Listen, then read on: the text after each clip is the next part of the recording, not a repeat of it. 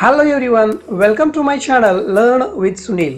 Today we are going to learn the appreciation of the poem Basktful of Moonlight written by Sunil Sharma. Appreciation of the poem Basktful of Moonlight. First point, title.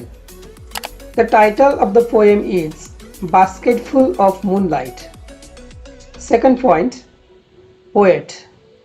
The poem is written by Sunil Sharma. Third point, rhyme scheme. This poem is no rhyme scheme. It is a free verse. Theme or central idea. This poem is a request of a child to the moon. The child requests it to give him 1 or 2 basketful of seeds of moonlight. He wishes to sow the small moons of light along the roads from city to village. So his father will come home early and tell him stories. Poet describes villager's life is full of dangers and child's love for his father. Figure of speech. The figure of speech used in this poem. First, alliteration.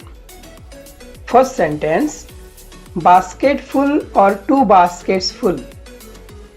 The sound B is repeated in this line.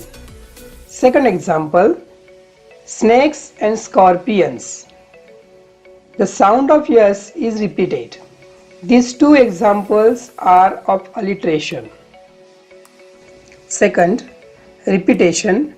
Example, small moons of light. The word small is repeated in this line, so it is an example of repetition. Third, antithesis. Example, she wants to light the dark route. The word light and dark are opposite used in the sentence. It is an example of antithesis. Fourth point, tautology. Sentence, I want to hear fairy tales and stories from him. Tales and stories are similar words used in one sentence. It is called tautology.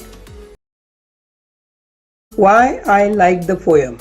I like the poem because it is very easy to understand. Not even a single word is difficult. I like the love and care of the child towards his father. The poem shows worst conditions of village roads. Each and every single line is meaningful.